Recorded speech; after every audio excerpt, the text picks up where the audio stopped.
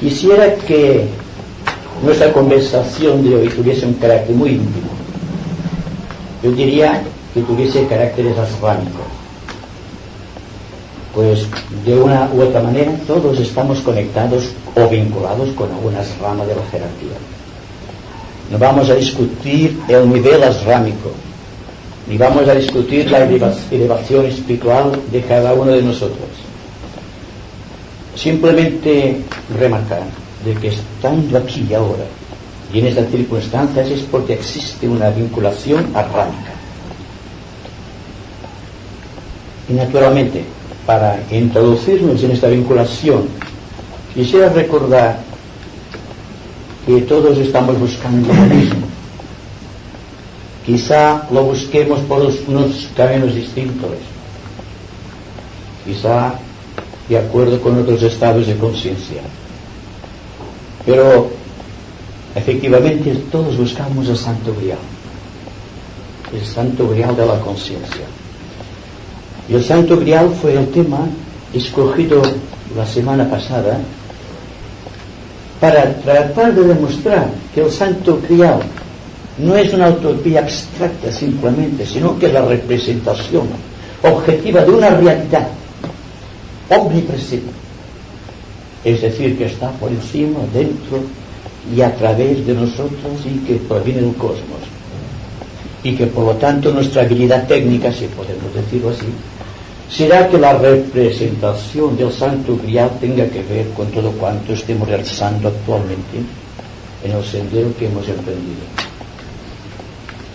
Y quisiera también, utilizando el principio de analogía,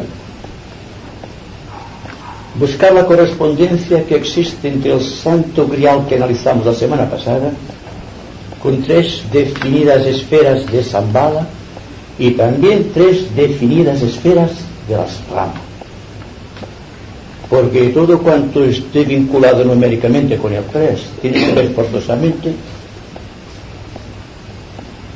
con el cuerpo físico, con el cuerpo emocional y con el cuerpo mental.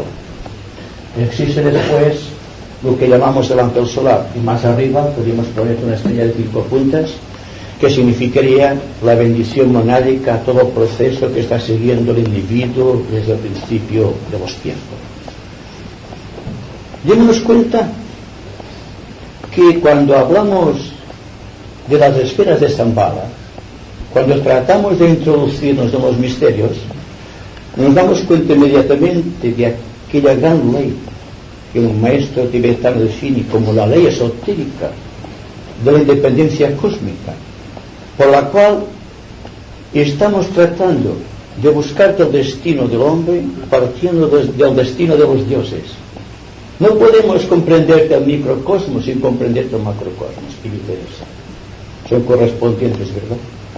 Entonces, el Santo Grial, que es la figura mística y simbólica de todos los buscadores, ya fuesen los caballeros templarios, los caballeros de la tabla redonda, los argonautas del rey Argos que buscaba el velocino de oro, ya puede ser lo que buscaban los ismaelitas del Islam, ya sea lo que buscan todos los buscadores espirituales del mundo, es siempre el cuerpo de misterio simbolizado en la copa. La copa mística del Santo Grial proviene de la tradición histórica, si es que la historia es real, porque nosotros no hemos creado la historia que se fundó hace 2000 años, que atribuye al símbolo de la copa a aquella copa de oro que José de Arimatea utilizó para que la sangre que se vertía de las llagas de Cristo se introduciese en esta copa. Y luego esta copa, según se nos dice, fue guardada en cualquier rincón del planeta, y que de allí irradiaba la luz, el poder y el amor que todos estamos buscando. En realidad, ¿es esto así? ¿Es esto la historia? ¿Tiene algún fundamento místico? Los símbolos tienen siempre un contenido místico. Y el símbolo de la copa es utilizado indistintamente por todas las grandes religiones del mundo. En el misterio de la Eucaristía, en el cual existe la hostia, que es el cuerpo misterioso de misterios, y el vino, que representa la sangre de Cristo, no significa otra cosa que la vida del Logos que se está vertiendo sobre la copa del ser humano o de la copa del universo. Entonces, el símbolo es real si tenemos en cuenta que existe un plano físico, un plano emocional y un plano mental, un plano causal y luego encima un plano espiritual. Y todo esto es lo que estamos buscando, ¿verdad? Partimos de la copa mística, estamos tratando de ser conscientes en cada uno de esos niveles, y entonces vertemos toda la sabiduría, todo el conocimiento que hemos absorbido a través del tiempo para crear las grandes analogías que existen con el cosmos. Y vemos entonces que cuando hablamos de esos tres niveles, y hablamos también cuando nos referimos a los tres primeros niveles de la naturaleza, que existe un maya de los sentidos, que existe un espejismo astral y que existe una ilusión mental, estamos refiriéndonos al trabajo que constituye para el individuo surgir triunfante del plano físico, del nivel emocional y del nivel mental, para pasar al plano búdico, representado por la hostia, siguiendo el plano álmico por la estrella de 5 puntas, que es la representación mística del hombre perfecto. Y entonces vemos que todo cuanto estamos buscando tiene una razón de ser. Es decir, que todos buscamos lo mismo, que es la purificación de los vehículos o la transmutación de la materia en espíritu, lo que buscaban los alquimistas del pasado, que buscaban a través de cualquier metal vil su conversión en oro. Realmente aquella transmutación alquímica pertenecía únicamente al plano físico. Yo les estoy hablando de un plano netamente espiritual, y que por lo tanto la razón de ser de todo este contenido, de todo este cuerpo de misterios, es el trabajo que estamos realizando aquí y ahora, y en todos los momentos del día y de la noche. Estamos tratando de ser conscientes del nivel físico, en el nivel emocional y en el nivel mental. Y ahora se nos presenta la opción de ser conscientes en el nivel público. Y ustedes dirán, ¿cómo es posible? Si todavía estoy luchando en el plano físico, ¿cómo yo puedo pretender tener una vinculación siquiera leve con el plano público, con el plano de la unidad? Existe esta posibilidad por una gran determinación de carácter cósmico tomado por Sanat Kumara, el Señor del Mundo. El año 1825, en un cónclave secreto de la jerarquía, que se repitió después en el año 1925 para ver qué es lo que había pasado, y se resultaba efectivo. Durante todo este tiempo un sinfín de guerras y calamidades aparentemente se habían arrojado sobre la tierra. Aún quedan frescas en la memoria las llagas de la guerra del 14 al 18, y que no terminó, porque después continuó, porque continuaba todavía la progresión de Shambhala. Y ustedes preguntarán, ¿es que el Sanat Kumara es insensible al dolor humano? Solamente existe algo que quisiera que analizásemos juntos, y es que esotéricamente tiene más importancia la vida que la forma. Si podemos evitar que la forma cristalice, si podemos hacer que la vida avance más rápidamente, lógicamente tendremos que intensificar el esfuerzo, intensificarlo hasta un extremo tan grande que podamos decir que realmente se nota que estamos progresando. Esto es lo que fue realizado durante la guerra, pero parte de esta energía o una energía parecida fue la que hundió la Atlántida en los océanos, en la profundidad de los océanos. Porque cuando existe cristalización, tiene que venir una apertura prodigiosa del primer rayo, y entonces existe lo que aparentemente es un dolor para la humanidad. ¿Acaso el parto no significa un dolor? Sin embargo, la vida está triunfando siempre a través del dolor. Lo que interesa es darnos cuenta de que podemos evitar que el parto hacia la luz de la humanidad sea menos doloroso. El problema es este: podemos evitar el dolor del parto, el dolor que trae consigo la iluminación. Estamos aquí ahora para ver si podemos de una u otra manera hacer práctica esta aseveración de la jerarquía, y que ahora estamos capacitados más que nunca para entrar en el sendero iniciático. Últimamente, ustedes saben, se ha venido prestando mucha información acerca de este reino de los ángeles. Anteriormente, o en el pasado, el reino de los ángeles, o el misterio de los devas, quedaba oscurecido por la tradición mística. Pero desde el momento en que se sabe ciertamente que todos los departamentos de la jerarquía, que toda la evolución del planeta tiene que ver precisamente con el esfuerzo angélico de aproximación al hombre, que existen contactos del hombre con los ángeles realizados conscientemente en cualquier nivel físico, etérico, emocional o mental, que nos dan la prueba de que existe esta corriente paralela que nos está ayudando. Anteriormente hablábamos de maya, de espejismo y de ilusión, que están en esos planos, y aquí hay la referencia. Maya, espejismo astral, la ilusión de la mente, la herejía de la separatividad, usted lo sabe.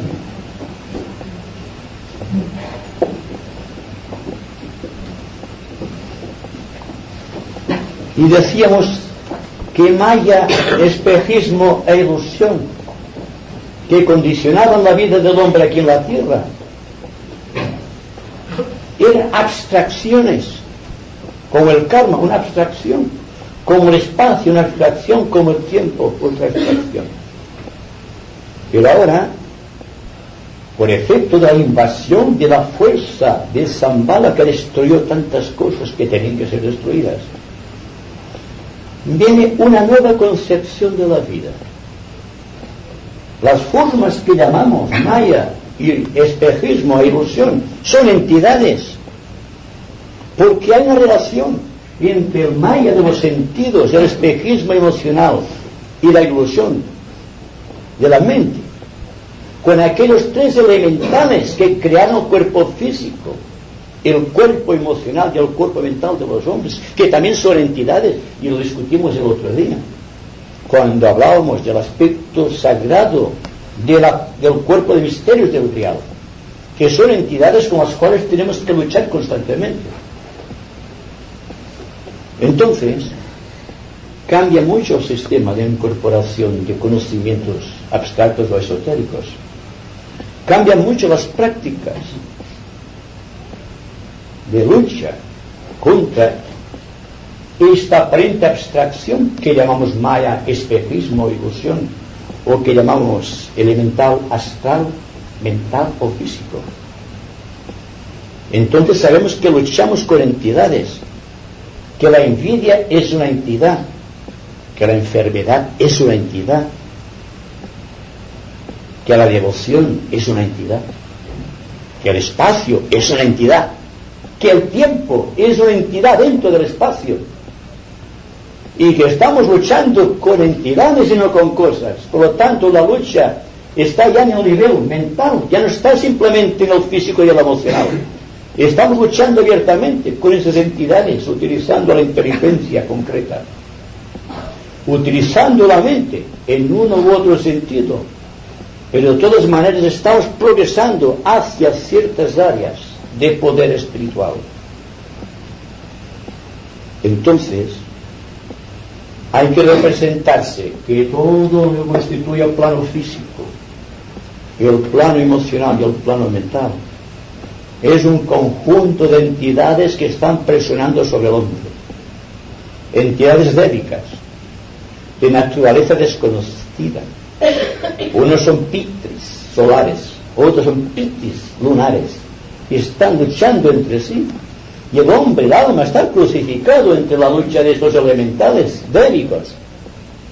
que tienen por objeto despertar la conciencia del hombre y hacerlo consciente en todos los niveles y hacerle progresar por el sendero. Primero, el sendero de la observación, para pasar después al sendero de la aceptación y pasar finalmente al sendero de la vinculación, que están relacionados con las tres esferas de Shambhala, que están relacionadas con el aspecto de las ramas en su triple aspecto periférico. Ahora estamos, pues, en un momento crítico de la historia de la humanidad, de la historia espiritual del planeta, mediante el cual se nos ofrece la oportunidad de pasar más allá, de atravesar el cáliz y llegar a penetrar dentro de esta hostia sagrada que constituye, junto con todo esto, el cuerpo de misterios de la divinidad que tiene reservado para el hombre. Y todo ese trabajo buscando a partir de aquí la estrella de 5 puntas se llama sendero iniciático. Podríamos decir que aquí estamos representaciones asrámicas de varios niveles. Si tenemos en cuenta que todos los niveles de Shambhala son representaciones de los planos físicos del sistema solar, y que por lo tanto la rama es la representación genuina de todo cuanto ocurre en las 7 esferas de Shambhala. Y ahora estamos progresando del sendero de la aceptación al sendero de la vinculación, en el cual el discípulo puede penetrar conscientemente en el corazón del maestro, y por eso se denomina el sendero de la vinculación, o del hijo del maestro, o del discípulo en el corazón del maestro, porque aquí se ofrece la gran oportunidad de la iniciación. Y tengo que hablarles más allá del alcance de todo cuanto podemos realizar hasta ahora, como hace el cazador que lanza la flecha muy lejos. Pero entiendan ustedes que la flecha lleva un hilo atado al corazón y a la mente del hombre, y cuanto más lejos arrojemos la flecha, más lejos irá nuestro propósito, salvando el espacio y el tiempo, penetrando en las profundidades del ser divino, penetrando en las propias profundidades. Y a partir de aquí empezamos a ser conscientes de los misterios. Recuerdo la primera vez que tuve contacto con el maestro, y tengo que decirles que jamás se borrará de mi memoria. Y fue cuando me aceptó en sus ramas, y mirándome fijamente en los ojos que todavía recuerdo, con la intensidad de su ser, me preguntó: ¿quieres ser todos nuestros? ¿Y quién se puede resistir si toda su vida se ha preparado para este momento? A partir de aquí empieza a revelarse el cuerpo de misterios, y puedo decir que es realidad porque constituye una experiencia personal. Por lo tanto, todo cuanto estoy representando son realidades que todos ustedes tienen que vivir, tienen el deber de vivir, porque tal como decía el conde de Saint-Germain, el príncipe Rakowski, la iniciación no viene por efecto solamente de la evolución, sino porque es un deber social del hombre. Es un deber la iniciación, no una conquista. Podemos pasar nuestra mente de la simple observancia a las disciplinas, tratando de ser mejores cada día, tratando de purificar los cálices para que pueda ser contenido por el verbo, y pues pasar a la convicción de que estamos introduciéndonos diariamente en misterios iniciáticos, y que esos misterios están aquí y ahora, están por doquier y allende todo cuanto podemos nosotros imaginar. Estamos traficando con realidades, no con sistemas ni disciplinas. No es que tratemos de ser mejores, sino tratar de afirmar constantemente esta verdad dentro de nosotros. Porque si así lo hacemos, el cuerpo de misterio seremos nosotros. Y cuando el misterio se introduzca en nuestro corazón y nos haga conscientes de la realidad espiritual que todos estamos buscando, nos convertiremos en unos testigos de la luz y en servidores del plan. Es decir, hay que insistir mucho sobre este punto. El conocimiento esotérico, por importante que sea, no tiene valor si no puede ponerse en práctica. Ustedes dirán, aparentemente existe una paradoja entre tirar la flecha muy lejos y es de quedarse esperando la realidad que venga introduciéndose en nosotros. Pero es que realmente aquella flecha que lleva un hilito atado a nosotros es la antacarana. Es aquel hilo de luz, aquel puente de arco iris lleno de las cualidades más hermosas del ser, que se están creando cada vez que estamos haciendo un acto en favor de la jerarquía, en favor de la humanidad, y que por lo tanto no constituye una abstracción, por cuanto si somos conscientes veremos que cada momento estamos evolucionando, que somos conscientes de otras dimensiones, que vamos viviendo otros niveles, que tenemos más comprensión, que tenemos más amor, que tenemos más voluntad de ser y de realizar. Y al llegar a este punto, todo cuanto sucede es lógico, es la propia vida, tratando de unirse a nosotros por las leyes místicas de semejanza. Es decir, cuando estamos aquí en representación mística, subjetiva y grupal, estamos constituyendo una copa de misterios. Recuerden ustedes las palabras de Cristo: doquiera estén reunidos dos o más en mi nombre, yo estoy con ellos. Porque cuando existen dos personas que buscan a Dios y se juntan, están creando el Santo Grial. Y el Santo Grial siempre es la representación de la ciudad de las 7 puertas, o sea, Shambhala. Siempre estamos tratando de acercarnos a Shambhala.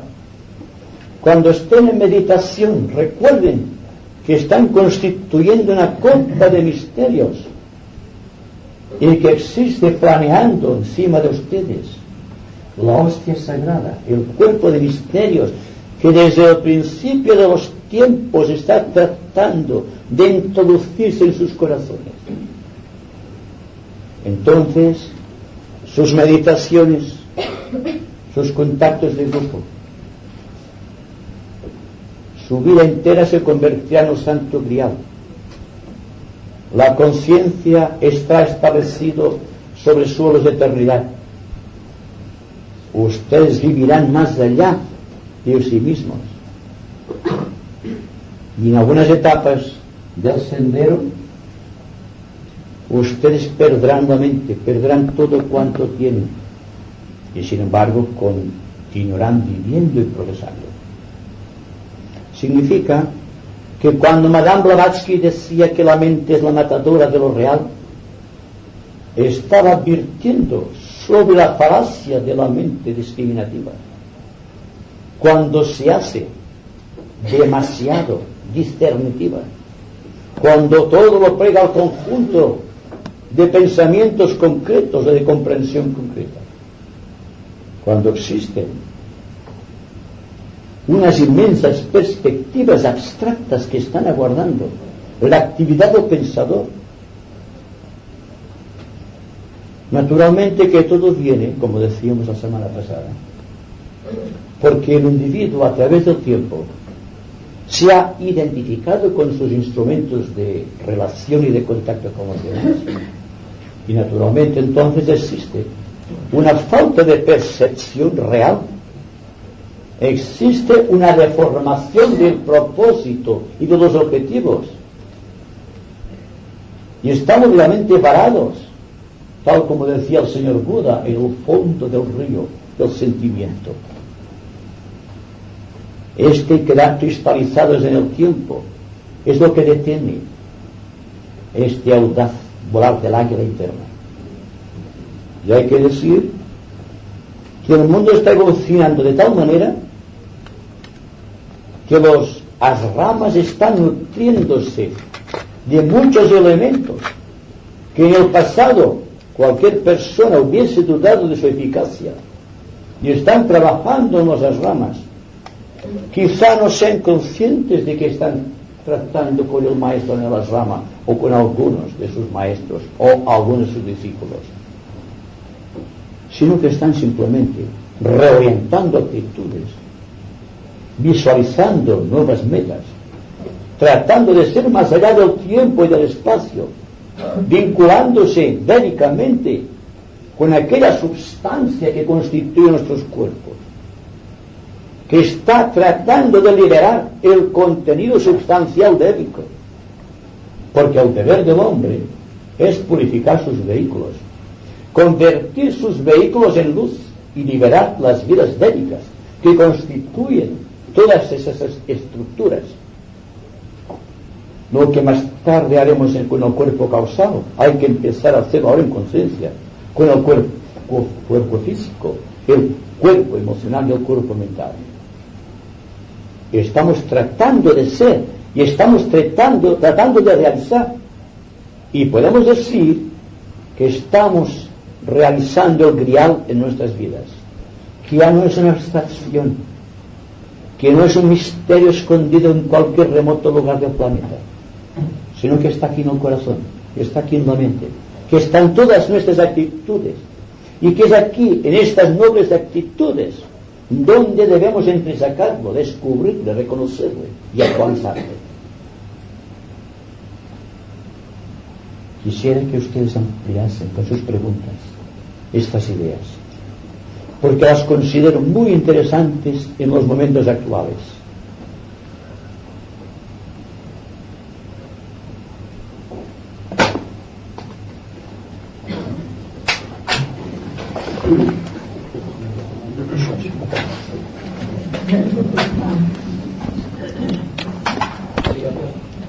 Atención. Bueno, usted sabe que nunca estamos atentos, o estamos atentos solamente en forma circunstancial, cuando la vida entera, con toda su programación psicológica, exige una gran atención.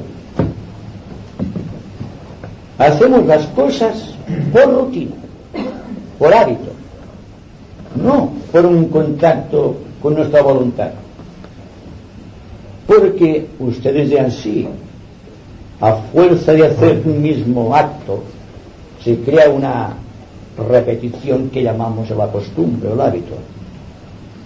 Pero una parte de la atención siempre debe estar presente, para que nuestros hábitos no constituyan un agarradero para el elemental físico, el astral o el mental.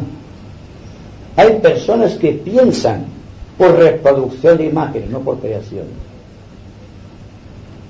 Son dogmáticos en lo pensar, porque no están atentos. Porque si hubiese atención se darían cuenta de que están siendo manipulados. ¿Manipulados por qué? Por el ambiente, por las circunstancias, por las noticias que ven de aquí y de allá, la prensa, la radio, la televisión, las revistas. Nos dicen cómo debemos pensar, cómo debemos sentir, cómo debemos actuar. No estamos atentos, estamos simplemente distrayéndonos acerca de esto que viene a nosotros. Digo que hay una atención que va más allá de la simple noticia, que penetra en los recovecos, que es psicológica esta atención, que impide que el pensador acepte todo cuanto viene a él, por pereza, porque tiene el hábito de estar desatento o estar distraído. ¿Acaso no están ustedes atentos ahora? ¿Por qué no están atentos así siempre? Y es fácil, ¿verdad? Solamente hay que establecer un principio. Y este principio es eterno, es aquí y ahora y en todos los momentos. Cuando están pensando, ¿se dan cuenta si piensan ustedes o son pensados? Si es la entidad ambiente, la entidad elemental, mental, o simplemente lo que viene a ustedes a través de las noticias. ¿Quién piensa? Entonces existe la gran intención que se llama discriminación como primer paso, que arranca del plano emocional y sube hacia el plano mental, donde se transforma en discernimiento. Y el discernimiento es atención. Cuando estamos atentos, estamos discerniendo. No es un movimiento intelectual el discernimiento. Es un deseo de descubrir qué es lo que hay, a través de todo cuanto llega a nuestra mente. Pues bien, a esto llamo atención. La atención que debe estar circunscrita en todos momentos, a todo cuanto estemos realizando, a todo cuanto realizan los demás, a todo cuanto viene de fuera de nosotros y todo cuanto proviene desde dentro. Llega un momento en que esta atención se hace espontánea, no me atrevo a decir automática porque caeremos otra vez con los vicios o los hábitos del pensador. Y entonces existe a través de esta atención un constante descubrimiento. Y este descubrimiento es la verdad que está más allá de los comentarios y de las conclusiones. No sé si me he explicado, pero dense cuenta que no estamos muy atentos. Estamos atentos en forma circunstancial, no en forma continuada. Existen vacíos dentro de la conciencia, en tanto que la conciencia debe ser un bloque unido. Pues si así no hacemos, jamás descubriremos nuestra vinculación con el grupo asrámico, que es nuestro grupo egoico. Ni sabremos nada de lo que existe dentro de la hostia sagrada, y menos todavía de la estrella que constituye la luz que nos ilumina, que es la representación subjetiva o simbólica del ángel solar.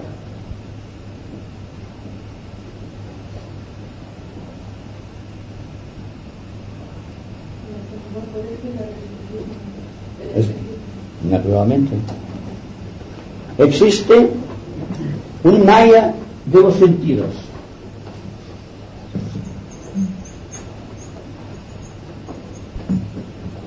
Y existe un espejismo astral, que es una desfiguración idéntica a la que sucede, no sé si se da en la copa,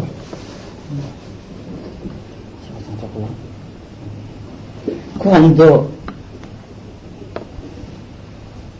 viene una pajita dentro y la vemos así, ¿verdad? Ustedes ven que existe una desviación. Cuando están mirando una copa a contraluz, ven que existe una deformación siempre de los ángulos de luz. Pues bien, el espejismo que está vinculado con el agua, está creando una deformación de todo cuanto proviene del mundo superior. Y es cuando existe la atención del discernimiento, cuando esto continúa su progresión y vemos la figura hacia abajo.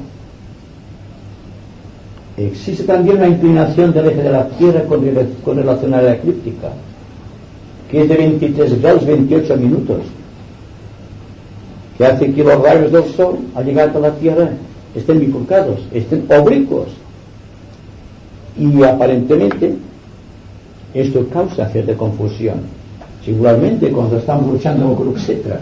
El Kurukshetra es el plano astral, en los 3 niveles inferiores, que son los que constituyen la gran lucha del discípulo. Por lo tanto, el espejismo que siente, por ejemplo, el caminante en el desierto, siempre ve agua. No ve animales, ve agua, precisamente porque la deformación siempre es acuosa, porque proviene del plano astral. El deseo del agua hace aparecer del agua. No existe el agua, es un espejismo, ¿verdad? Pues bien, estamos identificados con muchas cosas, con muchos deseos, que impiden que veamos claramente la realidad, y que por lo tanto los ángulos de incidencia de la luz que proviene del alma superior nunca pueden ser convenientemente interpretados, porque existe esta refracción, este espejismo. Y el espejismo está en todos los niveles del plano astral, como la ilusión de la mente está en todos los niveles. Cuando reconozcamos que el plano astral en su totalidad es una entidad, y que esta entidad constituye el cuerpo astral de la divinidad, cuando nos demos cuenta que la tercera esfera de Shambhala, o la segunda esfera de Shambhala, es el cuerpo emocional de Sanat Kumara, o del logos planetario, y cuando nos demos cuenta que el plano físico es el cuerpo físico del logos solar, y que la esfera física de Shambhala es el cuerpo físico del Señor del mundo, y que constituyen desde el ángulo cósmico tres entidades distintas con las cuales tienen que luchar el logos planetario, como nosotros estamos luchando contra el Maya, la ilusión y el espejismo. Entonces la cosa cambia, y seguramente que en sus niveles el logos planetario también tendrá sus espejismos, que para nosotros es la perfección. Pero ¿qué pasará si miramos al logos planetario desde el logos cósmico? Es lo mismo que sucede cuando un adepto está mirando a un pequeño discípulo, con sus defectos y con todos sus karma arrastrando a través de las edades. ¿Te das cuenta? ¿Sí? Nos has hablado de la pureza del cuerpo físico, de la pureza del cuerpo astral, la pureza del cuerpo mental. ¿Podrías explicar qué entiendes por esta pureza de estos tres planos? ¿Pureza? ¿Y cómo conseguirla? Bueno, la pureza existe siempre en un propósito. Nosotros, sea cual sea nuestra evolución espiritual, estamos siguiendo un propósito definido, el propósito de la divinidad de nosotros. El Dios, a través de nosotros, está tratando de realizar algo que constituye un aspecto kármico de su vida. Cuando nosotros hablamos de pureza, siempre vamos a buscar el aspecto físico de la pureza. No buscamos el dominio del elemental y la conversión por transmutación de ese elemental en luz. Eso es pureza. No es lo que hacemos, ¿verdad?, sino el propósito por el cual lo hacemos. Entonces la pureza está en el propósito, no en su relación con la materia, sea la materia del plano físico, la materia del plano astral o la materia mental. Todo es materia, es un plan de objetividad. Anteriormente dijimos, creo, o en la vez pasada, que donde hay pureza no hay disciplina, y donde hay disciplina puede haber pureza. El hombre es puro por su propósito, y el karma tiene que ver con el propósito. El propósito puede ser fallido por las circunstancias ambientales, por el karma, por lo que ustedes quieran. Lo que no puede tolerarse en el discípulo es que pierda la fe en su propósito, porque en tanto exista propósito habrá purificación constante de sus vehículos. Quizá no se note ni en un día, ni en un año, ni en una vida quizá, y quizá también en una serie de vidas. Pero cuando empezamos a desenmascarar a los elementales, cuando nos disasociamos de ellos, empieza el proceso de purificación. Porque con nuestro propósito no alimentamos ya la sustancia que constituye el cuerpo o el elemental. Y esto va para la mente. ¿Qué es la pureza mental, por ejemplo? Hablamos de pureza. Cuando el pensador se disasocia de su pensamiento, empieza a ser puro el pensador, porque está empezando a liberar al elemental mental que constituye su cuerpo mental. Cuando el cuerpo emocional es puro, cuando el deseo que pertenece a la vida dérica que constituye el cuerpo astral, se siente disasociada del senciente, del que siente, del sensible, del yo a través de aquel cuerpo. Entonces existe en aquel cuerpo un propósito simplemente. Y el propósito en el cuerpo astral se desarraiga del deseo crudo y se convierte en aspiración. Y cuando llega a máxima aspiración se crea una pureza en el cuerpo astral. Es decir, el desenmascaramiento de las entidades que constituyen nuestro cuerpo físico, nuestro cuerpo astral y nuestro cuerpo mental. Y finalmente, cuando alcanzamos la pureza en el plano causal, cuando aquel cuerpo de luz creado hace 18 millones de años se desintegra por acción del pensador, existe una pureza. En tanto exista el cuerpo causal, no hay pureza en el cuerpo causal.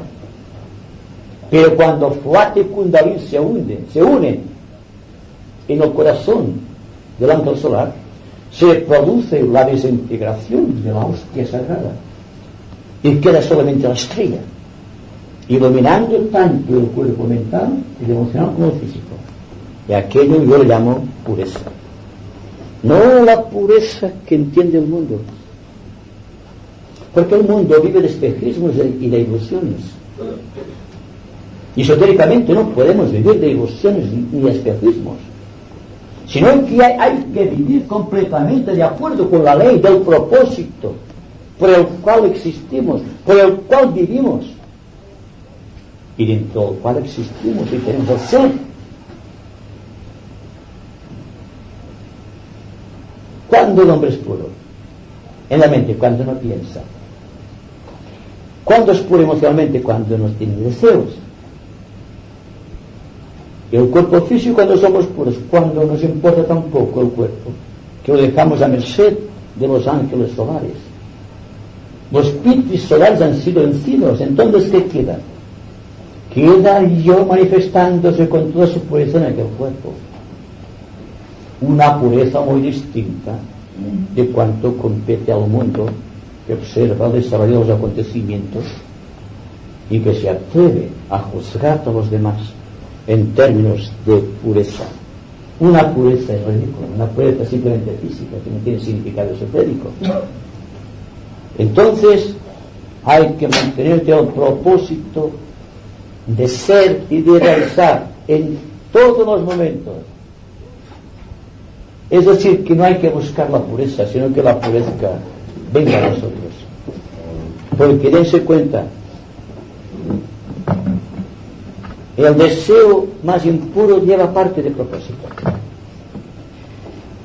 Pero el deseo de Dios,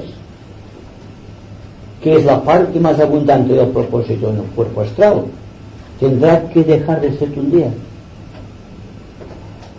Es decir, hablando en términos emocionales, ¿qué es lo que nos aparta de Dios? El deseo de Dios, ¿verdad?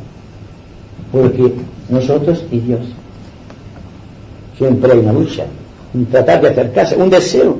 Será muy puro, pero no será la pureza. Será la unión a través de una aspiración emocional sostenida. Cuando nos hacemos unos con el Creador, cuando Dios piensa a través de nosotros, cuando Dios siente a través de nosotros, cuando Dios actúa a través de nosotros. Ahí está el gran problema que Shakespeare no pudo tratar de aclarar completamente en To Be or Not To Be de Hamlet. ¿Se dan cuenta?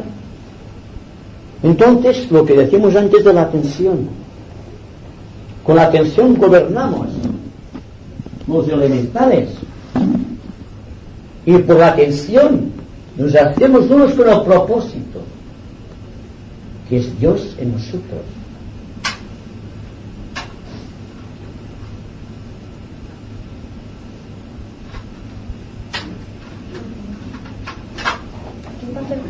Si tiene alguna relación el temor con esta malla, este espejismo o esta ilusión.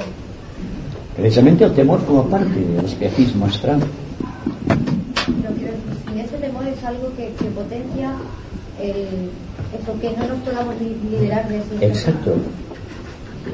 El temor es el mayor impedimento del hombre. Es la antítesis, por decirlo de una manera, a propósito. Es caerte en las redes del elemental emocional. Y naturalmente, por experiencia tengo que decirles que en el drama se está ilustrando al discípulo para que no tenga miedo. Y para que no tenga miedo tiene que pasar por ciertas pruebas astrales. Y que tiene que estar muy convencido realmente de que no tiene miedo. Por ejemplo, una persona que tenga miedo a la oscuridad se la encierra, no vayan ustedes a reír, en una habitación oscura y que esté allí un buen rato y que esté muy atento a la oscuridad. Al cabo del momento se dará cuenta de que no existe nada allí, que todo es ilusorio. Es cuando vemos la oscuridad aparte de nosotros que tenemos miedo. Pero cuando nos introducimos a la oscuridad vemos que no pasa nada. No pasa lo mismo con la muerte. ¿Por qué tenemos temor a la muerte? Si es un acto que hemos realizado miles y miles de veces durante el curso de nuestras dilatadas vidas, a través de todos los reinos hasta llegar al reino humano. ¿Por qué tenemos miedo? Porque la entidad astral quiere mantenerse un dominio sobre nosotros. Y entonces nos hace sentir a través de la imaginación, porque la imaginación es astral, es mental, nos hace sentir miedo. ¿Dónde se localiza el miedo? ¿Se han dado ustedes cuenta? En el plexo solar, en el astral. Nada tiene que ver con la mente. Cuando la mente se da cuenta de lo que le causa miedo, ya al propio tiempo se da cuenta de la absurdidad del miedo, automáticamente se disuelve el miedo. El último gran miedo del discípulo es cuando tiene que atravesar aquel pasillo oscuro, por decirlo de alguna manera, en donde no existe tiempo, que es una oscuridad. Cuando el antacarán ya no nos sirve para progresar, porque el antacarán ha sido construido con sustancia mental. Yo les hago a ustedes del paso que va del nivel abstracto mental al plano lúdico. Y entonces queda una inmensa oscuridad. Y a veces el discípulo permanece vidas y vidas con el miedo a pasar aquella oscuridad. Es la última gran prueba. Y tengo que decirles que en cada iniciación hay algo de esto. Porque hay que atravesar varios planos y subplanos. Y en cada paso que va de un subplano a otro, o de un subplano inferior a un subplano superior, existe un vacío que hay que atravesar. Un vacío regido por las leyes místicas del espacio, que es una entidad que está actuando siempre, reaccionando contra cualquier actitud, contra cualquier pensamiento, contra cualquier sentimiento del hombre. Entonces el miedo debe desaparecer. Es la rémora que impide que nuestra barca avance, que pide de que marchemos directamente a nuestro objetivo. Si les dijera a ustedes que la atención nos libera del miedo, porque de una u otra manera nos libera de la imaginación. No sentimos miedo por algo, sino por nuestra propia imaginación. El día que el hombre controle la imaginación, habrá controlado el miedo, porque habrá controlado el plano emocional. Se habrá adueñado el secreto contenido en su átomo permanente astral. Habrá vencido al elemental astral que constituyó su cuerpo. Y lo gobernará con amorosa devoción, utilizando una frase de lo maestro tibetano. Y a partir de aquí, veremos que el miedo no tiene razón de ser. Si vemos que la oscuridad no tiene ningún fundamento cuando estamos arrastrando la oscuridad. Hagan una experiencia. ¿Tienen miedo a la oscuridad? Enciérrense en un cuarto oscuro y no pasa nada. Porque la propia oscuridad barrerá su imaginación y se dan cuenta de que no existe nada. Y el miedo cuando existe la oscuridad y en el que está observando la oscuridad. ¿Se dan cuenta? Lo mismo sucede cuando la persona tiene miedo de quedarse en pensamientos, porque cree que es su aniquilación psicológica.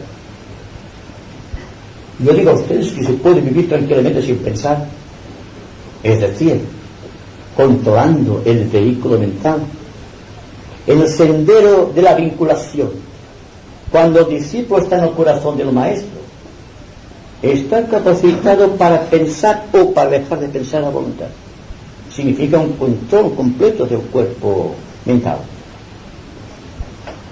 Es cuando conquista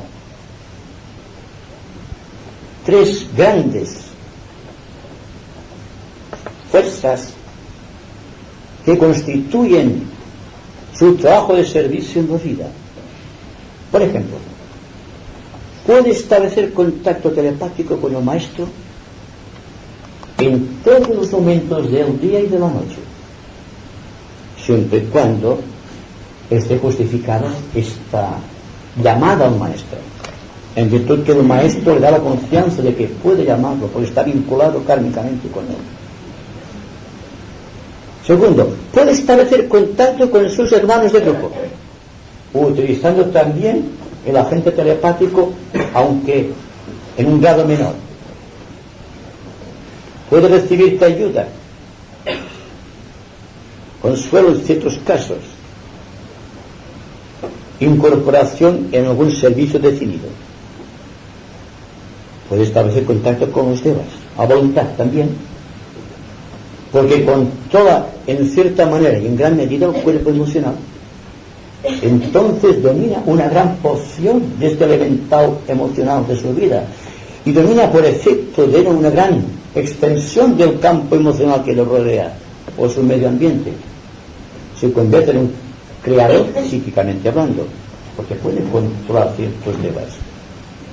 Y en tercer lugar, puede crear su propio grupo esotérico, utilizando la reacción que le presta al maestro y a las ramas. Puede crear este grupo y que este grupo vaya creciendo de acuerdo con el impulso que el maestro transmite a través de aquel discípulo. Y entonces se está creando en el mundo, como les decía antes, una gran participación activa a través de muchos discípulos diseminados por todo el mundo, que están creando el camino de Cristo para cuando retorne.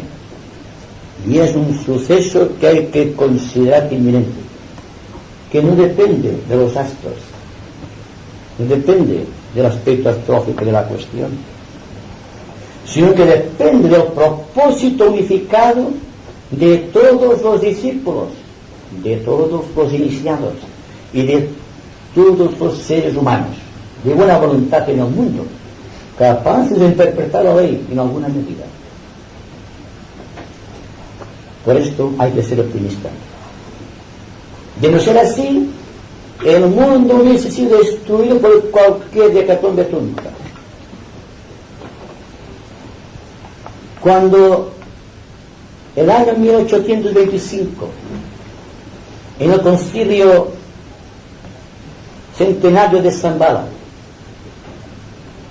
se puso en práctica un gran experimento que tenía por objeto hacer que la energía de la Osa Mayor penetrase directamente por Shambhala de la humanidad sin pasar por la jerarquía.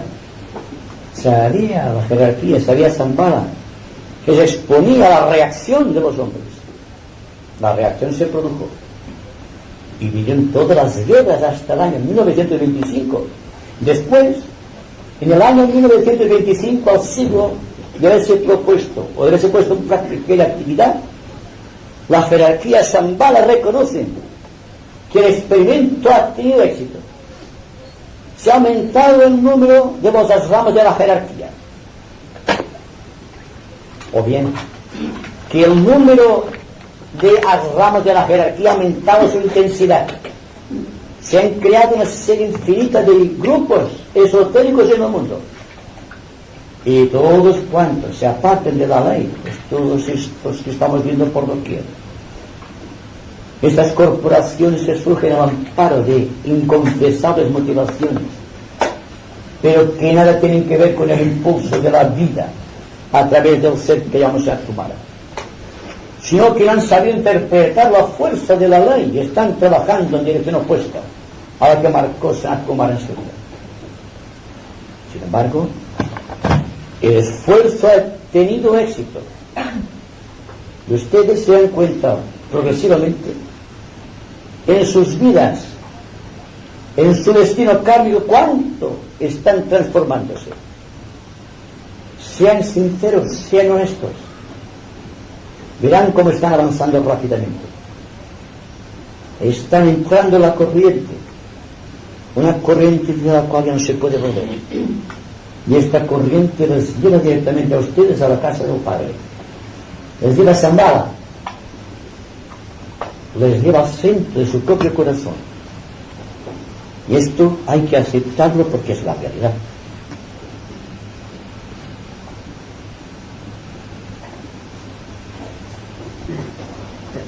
Tal y como entiendo como que la meditación entonces en todo este proceso sería como un total desapego de lo físico, de lo emocional y lo mental, ¿no? Sería una meditación sin formas, ¿no? Entonces, pero cuando utilizamos la gran invocación, utilizamos el OM, esto de alguna forma son formas, para la redundancia. Lo encuentro, mi mente concreta, digamos, ve en esto una contradicción. ¿Me lo podrías aclarar? Sí. Habitualmente, cuando la persona está meditando, está más entretenido en los efectos de la meditación que en la propia meditación. Y la meditación es un acto de servicio. Primero, pues usted ha citado la gran invocación. Hay personas que citan la invocación en forma física, no es la palabra hablada. Hay personas que dan un contenido emocional. Hay personas místicas orando y pidiendo a Dios, siempre están pidiendo los místicos, ¿verdad? Y el aspecto mental que está siguiendo cierta dirección. Entonces, hay una disasociación entre sí de los tres vehículos de la conciencia. Por ejemplo, el que simplemente habla está disasociándose de la emoción y de la mente. El emocional está disasociándose del cuerpo físico y del cuerpo mental. Y la persona muy mental se está disasociando del cuerpo astral y del cuerpo físico. Pero ¿qué sucederá cuando la meditación, cuando el mantra, el que sea, surge de un propósito unificador?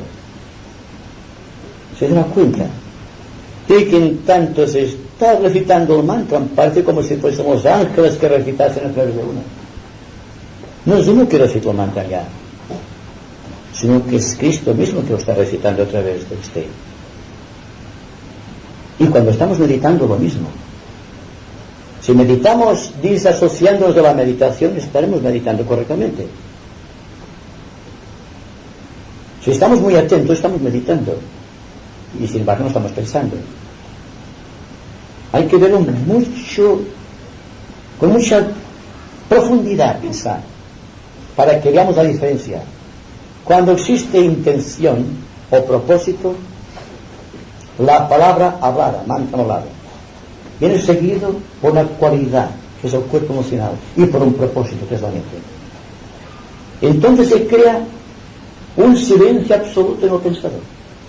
Y cuando surge el mantra, es un mantra verdadero, porque el yo está ausente. Entonces es este que cuenta el mantra. Sin darnos cuenta, estamos creando un cuerpo de misterios. Al decir que hay que estar atentos, porque en la atención existe un total equilibrio del ser. La copa desaparece absorbida por la fuerza de la intención. Esto se sumerge dentro, y encima de esto está brillando la estrella de 5 puntas del hombre realizado. Es decir, podemos pensar aparte del pensamiento, podemos sentir aparte del sentimiento, podemos actuar aparte del cuerpo, es decir, disasociados completamente de los vehículos, cuando podamos decir, mi cuerpo actúa, mi deseo va en ciertas direcciones que yo no quiero seguir, y mi mente piensa, y no yo pienso, o yo siento, o yo actúo, que es cuando empezamos a disasociarnos de los vehículos que estamos manipulando para expresar nuestra alma. Entonces nos damos cuenta de que no es un contrasentido. Un mantra, el Om, por ejemplo. El Om es un misterio iniciático. No sabemos mucho del Om, lo estamos pronunciando simplemente, sin tener en cuenta que no tenemos que pronunciar el Om, sino preparar todo nuestro aparato fonético para que el Om transmita lo que tiene que transmitir. La mayoría de nosotros está emitiendo mantras, están queriendo algo, están haciendo así siempre. ¿Verdad o no es verdad? Hay que desaparecer esa tendencia para que el Om se pronuncie por sí mismo, porque es una fuerza cósmica que está ahí. Porque en tanto esté el universo creándose o persistiendo, es porque el Creador está pronunciando este Om ininterrumpidamente. Si todos meditásemos aparte de la meditación, o bien sería señal de que no hay necesidad de meditar, porque estamos meditando las 24 horas del día, o que durante el momento de la meditación tenemos la gracia de estar aparte de la meditación, observando la meditación. ¿Qué es lo que pasa con el proceso de recapitulación que preconizan muchas escuelas esotéricos de entrenamiento espiritual? Tú analizas todo cuanto has hecho durante el día y entonces serás consciente de lo que has hecho bien y lo que has hecho mal.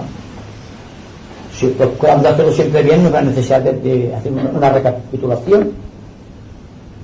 Claro, como sabemos, pasó con la confesión. Como vamos a confesarnos, ya está. Pecaremos tanto el día por la noche, nos confesaremos y todo se terminó ya. Pero no, aquí no, esta astucia no sirve para el yo superior, ¿eh? Entonces estamos repasando lo que hemos hecho mal. No estamos liberando nuestra vida, estamos atrayendo la atención hacia hechos que pasaron y de los cuales no tenemos siquiera la oportunidad de arrepentirnos, porque ya pasó ya. Así que todo proceso, digamos, religioso y místico basado en el arrepentimiento es falso. Desde un principio es falso el arrepentimiento, porque la persona que hace sufrir a otra, aunque la perdone, no puede evitar el sufrimiento. Pasó, ¿verdad? Está escrito una vez para siempre. Ha creado karma. Pues bien, ¿para qué estamos reproduciendo el karma en la recapitulación? Ya hay muchas escuelas, y quizá sea una escuela preparatoria para las personas corrientes. Y yo me atrevería a decir que no somos personas corrientes, porque estamos aquí ahora por algo, ¿verdad? Y otras personas están meditando en los cines seguramente, o en otros sitios. Estamos aquí, y esto significa que realmente estamos trabajando internamente. Y para mí esto es algo tan hermoso que realmente me doy cuenta de la afirmación de los maestros de que el corazón de la humanidad tiene gran pureza, y cuando se dé cuenta el hombre que es puro empezará a demostrarlo. La pureza de la intención, me refiero.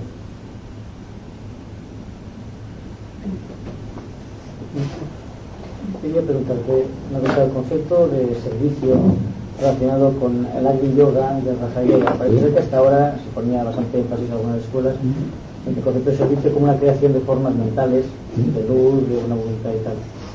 ¿Esto qué relación, cómo entronca, cómo se engarza con el proceso de Agni Yoga?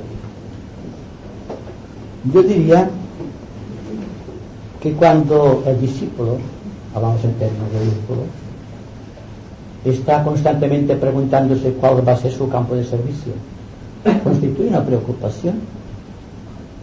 Yo tengo amigos míos que considero discípulos que tienen problemas de cómo van a servir, o problemas físicos, o problemas sexuales, porque no discípulos.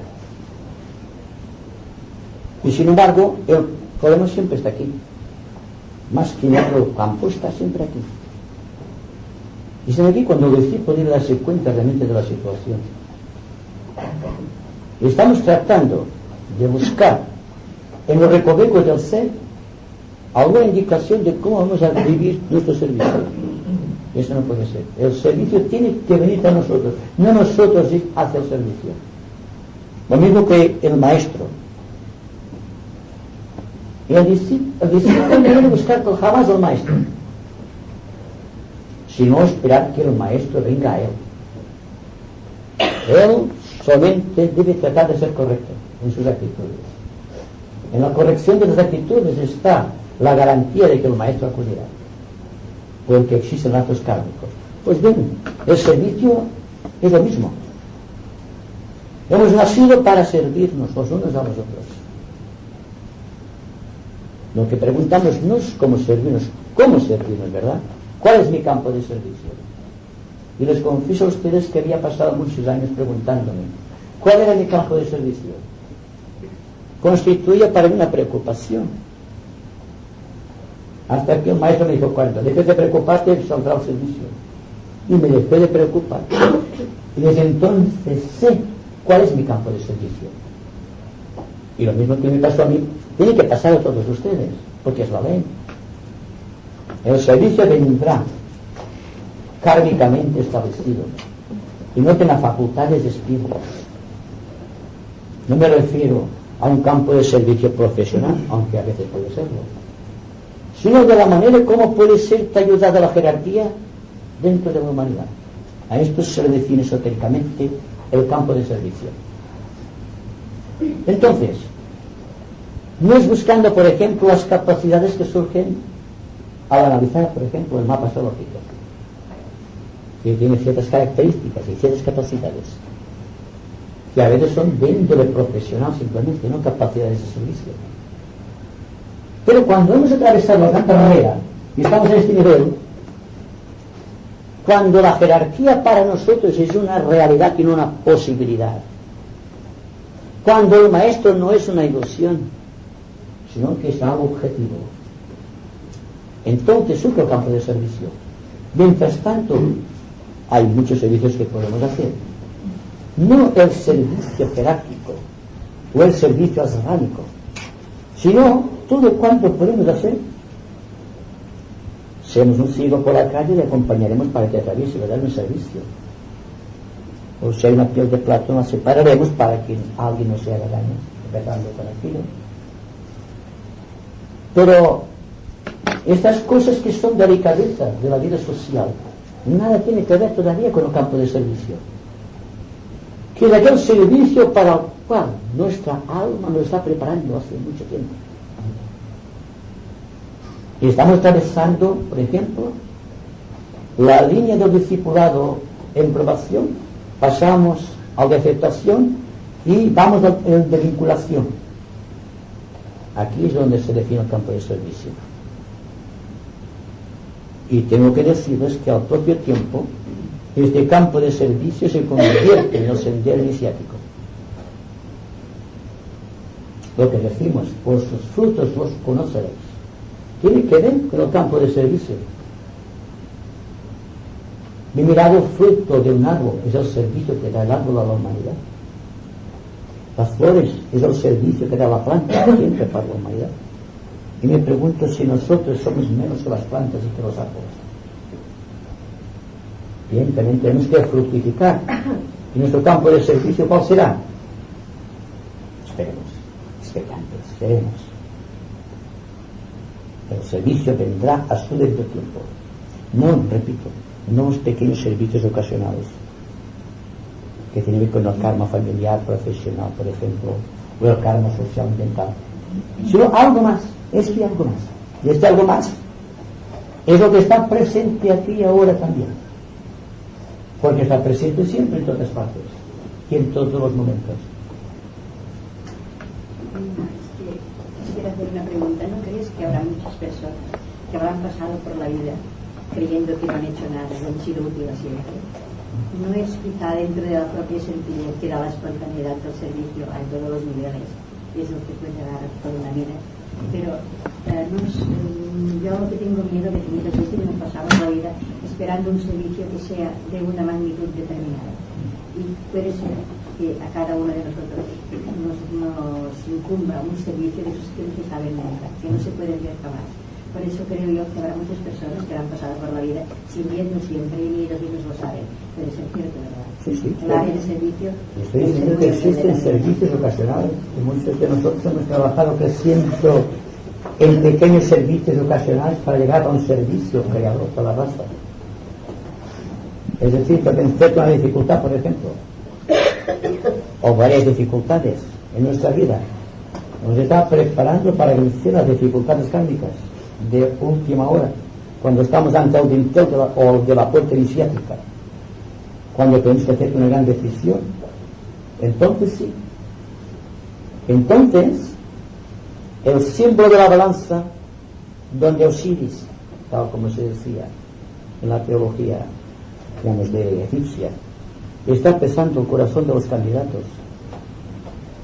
Y aquellos que han servido mucho, aquí sí que podemos pesar los actos ocasionales, porque tuvo que volcarnos. Todos aquellos actos tienen su peso, su fundamento. Y podríamos decir, ampliando la cuestión, que la suma de todos los actos de servicio que hemos realizado en el transcurso de las edades está empezando a crear el camino del servicio ashrámico, o del sendero que conduce a la iniciación. No se niega al servicio. Aquí estamos hablando de un servicio a la jerarquía. Y yo creo, sinceramente, que aquí estamos realizando un servicio pequeño o grande. No espectacular, porque la gente siempre busca la espectacularidad. No hablamos de espectacularidad, hablamos de servicio práctico, concreto, objetivo. Y esto podemos hacerlo siempre. Hay servicios que no se ven, servicios humildes, internos. Es la preparación del discípulo para entrar precisamente en el campo de servicio de la jerarquía. Bueno, yo creo que la verdad es que veo bien. Entonces, a nivel técnico, no me sé expresar, pero quería preguntar una cosa. Si existe alguna entidad autónoma, o sea, no material, que quiera apartar al hombre del camino de la verdad. ¿Y tanto? Hay tres. No se espante. Por los simples no. Bueno, escucha un momentito, creo que ese por dónde va.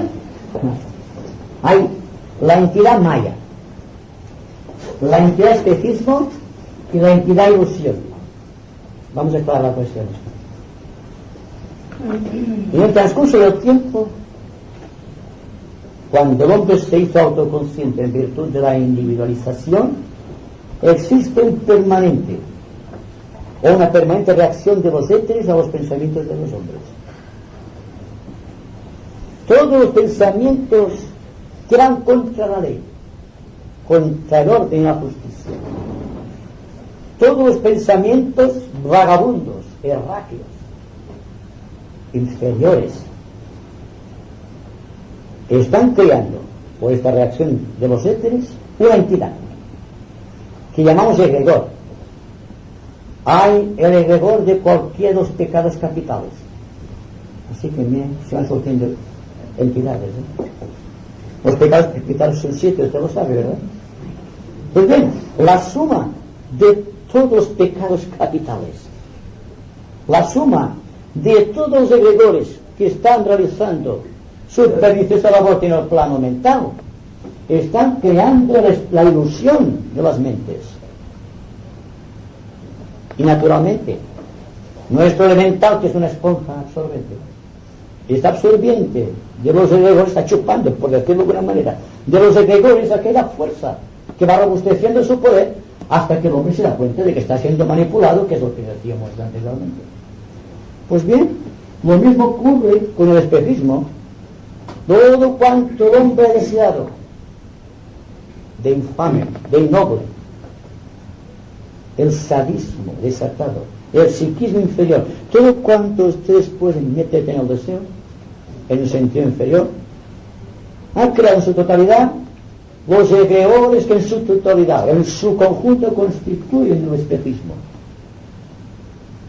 Parte de ese espejismo viene provocado precisamente por invasión de fuerza cósmica de otros sistemas solares, unos en descomposición. Por ejemplo, la Luna está descomponiéndose y sin embargo llegan a la Tierra oleadas de fuerza psíquica, y esta fuerza psíquica está engrosando el volumen de los egregores que constituyen el espejismo en el plano astral. Y naturalmente nuestro elemental astral, el que constituye nuestro cuerpo astral, está absorbiendo de todas esas entidades, singularmente de todo cuanto constituye el espejismo, la parte del espejismo que nosotros por falta de atención dejamos que penetre. Y ahora vayamos al plano físico, el mayo de los sentidos. Todos los sentidos desordenados del hombre han creado una reacción en el éter. Por ejemplo, la pornografía, que está matizando el lado de la tierra. Ustedes no saben de cuántos egregores, singularmente actualmente, con los cuales tienen que luchar las ramas de la jerarquía, y constituye una preocupación de los maestros, porque incita al movimiento sensorio constante. Porque bien mirado, el animal se siente regulado por ciclos en lo que respecta al sexo, pero es que el ciclo del hombre tiene 24 horas cada día y después continúa la mañana siguiente, ¿verdad? Pues bien, todo esto está en el maya de los sentidos, está en todo cuanto constituye el campo etérico, donde pululan todas esas entidades o egregores, estos pitris lunares que crearon nuestro cuerpo físico y que por lo tanto tienen un poder tremendo sobre nosotros. Entonces, vete a idea y usted continúa. Entonces viene esto, que en el momento en que nos independizamos en cierta manera en un medio, nos independizamos también de los egregores, y al propio tiempo trabajamos desarrollando una desintoxicación con respecto a nuestros cuerpos. Estamos creando lo que decimos a distancia, que nos permite observar tranquilamente. Sí, entonces el hombre se avala solamente de su inteligencia para luchar contra todos esos señores perniciosos. ¿Cómo han dicho? Entonces, usted dice que hay una serie de agentes que son negativos para el hombre. Entonces, yo pregunto si nuestra defensa es nuestra inteligencia solamente. No. Ahora veo la parte buena. La parte optimista, no. Porque de la misma manera que el hombre está creando elementales o egregores que constituyen los pecados capitales, hay otros egregores que constituyen los virtudes. Vamos a buscar la cuestión, porque aquí usted decía entidades. Claro, parecía que quería entidades malas. Vamos a dar un poco, refrescar un poco el asunto. Entonces, los egregores malos tienen compensación con los buenos, con los que han sido creados en otros niveles de acción del hombre. Pero ahí está algo que hay que tener en cuenta. Entonces, el que decide la cuestión es el egregor que hemos creado nosotros, que puede estar identificado con este egregor que constituye el pecado capital, o que no egregor que constituye las virtudes capitales. Significa que en definitiva siempre tenemos el contrapeso de la ley que nos ayuda. Entonces, si nuestro elemental ha sido robustecido por nosotros mismos, si a cada cuerpo hemos dado todos sus gustos y no nos hemos preocupado, si hemos estado siempre de una manera aparte de nuestro propio ser y a favor del vehículo, entonces existe una tendencia hacia los egregores que constituyen, digamos, el aspecto negativo de la cuestión. Pero cuando el individuo entra ya en el sendero, el de probación, el de aceptación y luego de vinculación, entonces es al revés, está desintegrando egregores. Primero porque ya no asocia su labor a la labor que están constituyendo los egregores. Me refiero a los egregores negativos. Y sin embargo está creando egregores luminosos, egregores positivos. Entonces es cuando se convierte en un servidor, porque va a un servicio. Porque el mejor servicio es la lucha del hombre contra sí mismo. Porque entonces está ampliando su apertura, está disasociándose de todo.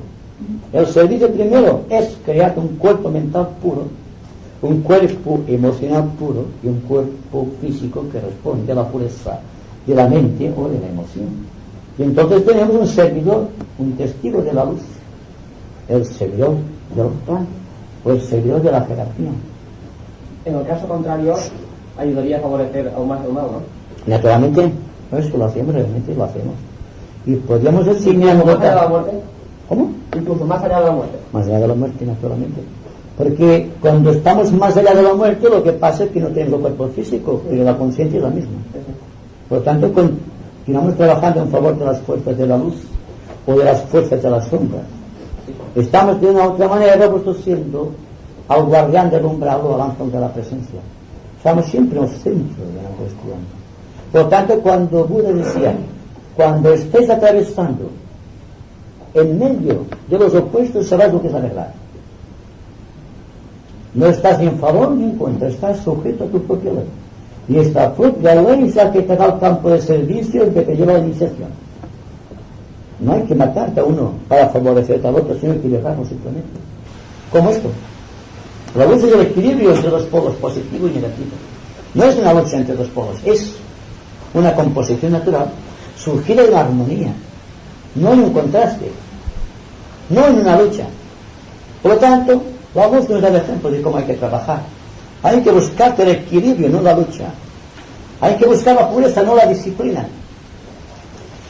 Los ejercicios son muy buenos cuando existe un propósito muy bien definido. Pero, ¿existe realmente este propósito definido? Tú vives una actividad, ¿verdad? Estamos ahí en la misma cuestión, ¿cierto o no cierto? Se me está marchando. Pregunto si se puede buscar solo, caminar solo, o este es aconsejable o peligroso. ¿Marchar solo? ¿Como almas o como personalidad? No, buscar una verdad. Es que la verdad hay que conquistar la conciencia por sí mismo. Y el propio maestro puede darte la verdad. Es una conquista del tiempo, fuerza de trabajar dentro de ti ser. Yo lo que me refiero es que ahora estamos en grupo tratando de... Entonces algo es un esfuerzo personal.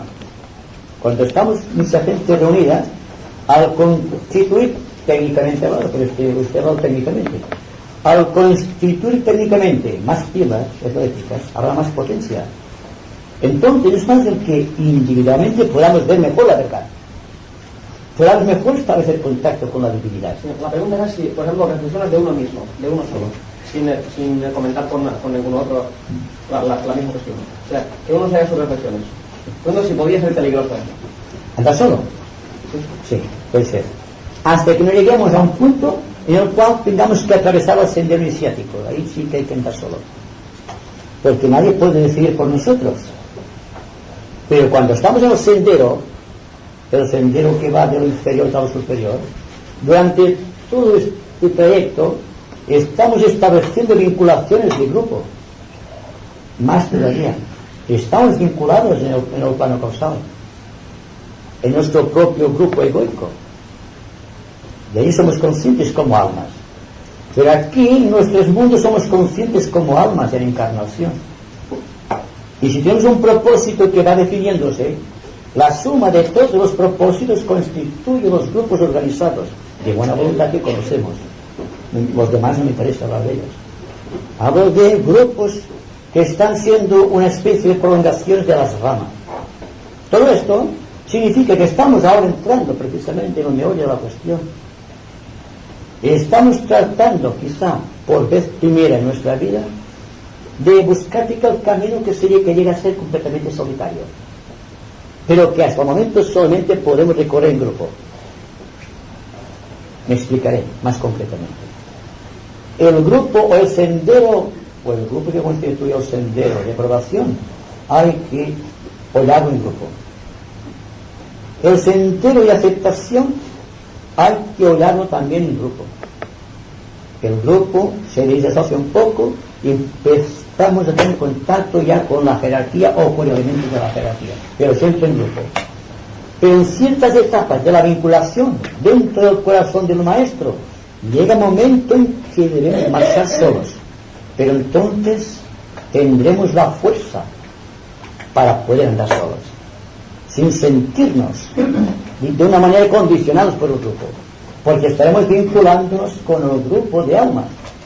Y sin embargo, aparentemente, hay una disasociación del grupo personal del grupo egoico. Y sin embargo, el discípulo es el único que puede conectar el grupo personal con el grupo espiritual a través de sí mismo. Pero él debe correr solo este camino. Nadie puede acompañarlo. Y cuando establecido el contacto con el cuerpo egoico y con el grupo de almas que constituyen el peto egoico dentro del corazón de cierta entidad que desconocemos, pero que está ahí, que constituye nuestra alma grupo, entonces existe la iniciación como última consecuencia. Y a partir de aquí, todo cuanto venga sea la voz de Dios a través de nosotros. Porque tal como decíamos antes, pensaremos con la mente de Dios, o la mente de Dios pensará a través de nuestra mente. De nuestro cuerpo emocional tendrá su expresión sentimental, y a través del cuerpo físico sus radiaciones físicas. Pero siempre, en el fondo, a pesar de que constituyamos grupos y que grupalmente nos estemos ayudando, hay que darse cuenta que el trabajo hay que hacerlo siempre solo. El trabajo de la meditación o servicio, también hay servicios colectivos. Pero aquí me refiero yendo siempre a un fondo de la cuestión. En aquel fondo de la cuestión en el cual atravesamos los 3 senderos y buscamos ya el sendero iniciático. En cierta manera hemos vencido el maya de los sentidos, del espejismo de las emociones y también las ilusiones de la mente. Entonces viene la gran ilusión que hay que vencer, el temor, que decía la señorita. Este temor es el que hay que vencer, que se convierte también en una entidad del temor. Y a partir de aquí ya siempre iremos solos, y sin embargo estaremos cósmicamente siempre en grupo.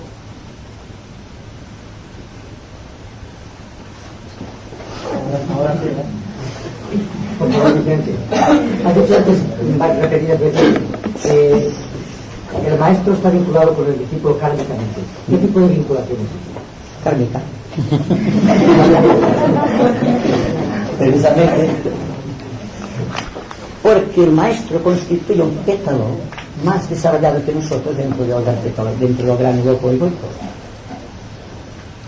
Y desde muchos milenios el maestro está unido a su discípulo y el discípulo a su maestro, pues lazos kármicos que no provienen de las leyes específicas de espacio, tiempo o el aspecto astrológico, sino que depende de la vinculación que proviene del campo causal, de aquella agrupación de almas de la cual el maestro es un pétalo superior y el discípulo un pétalito inferior, y que se han visto juntos, reunidos, vida tras vida,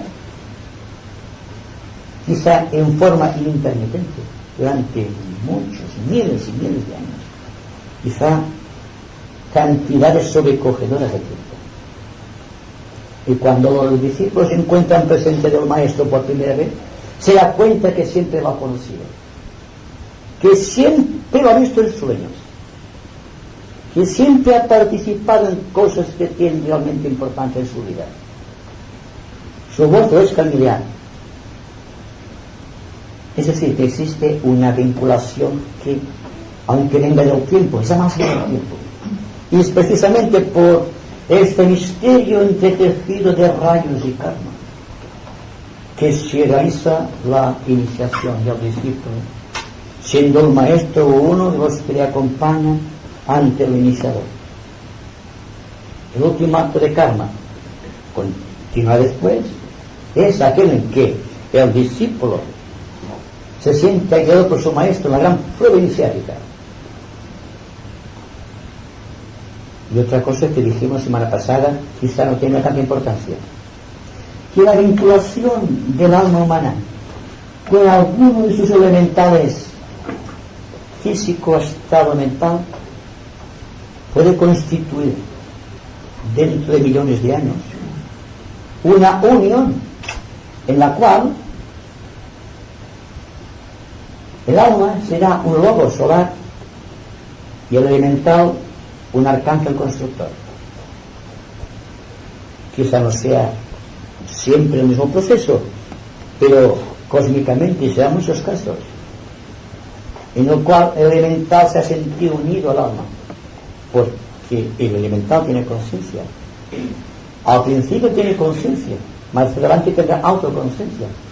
Y lo ha conseguido precisamente debido a la fuerza que le ha impreso este alma.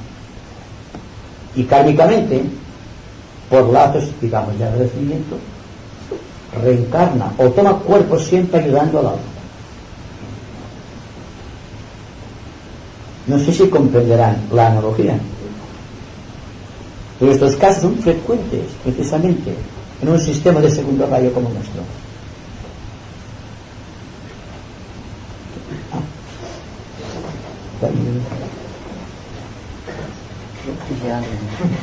Hay un asunto que creo que es muy importante, sería para todos aclarar qué diferencias hay entre el yo superior, la tríada superior, Atma Buddhimanas, los átomos permanentes de Atma Buddhimanas y el ángel solar y el pensador.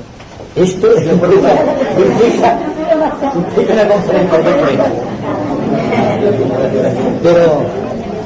Pero precisamente es que hay mucha duda, lo digo porque se está escribiendo mucho y bueno, ahora con la aparición de lo del ángel solar hay confusión entre el alma y el ángel solar y todo eso. Vale. Aquí voy a apreciar. Que allí no. Que si vas a explos. Ay, es borromés que no enseñas. Yo que es borromés.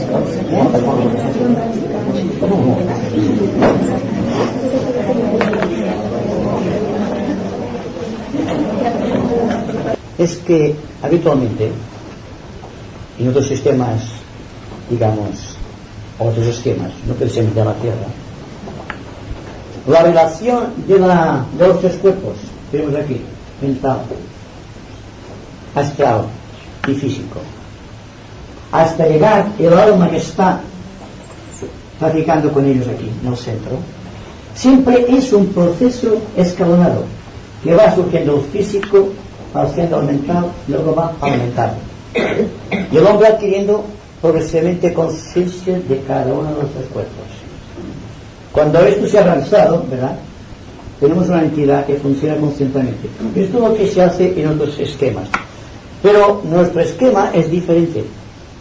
Porque debido a que es el cuarto esquema de la cuarta cadena, de la cuarta ronda, del cuarto planeta, que está dando ya el cuarto recorrido, cuarta ronda en esta cadena, para acelerar el proceso, porque esto explico muy bien, mejor no diré yo.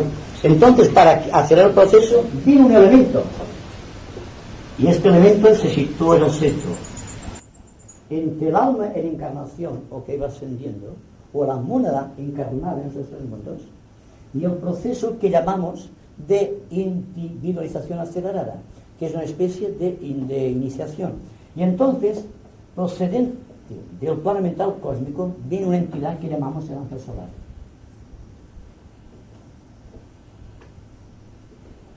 Y este ángel solar tiene por objeto conectar el aspecto inferior del hombre con la tríada espiritual,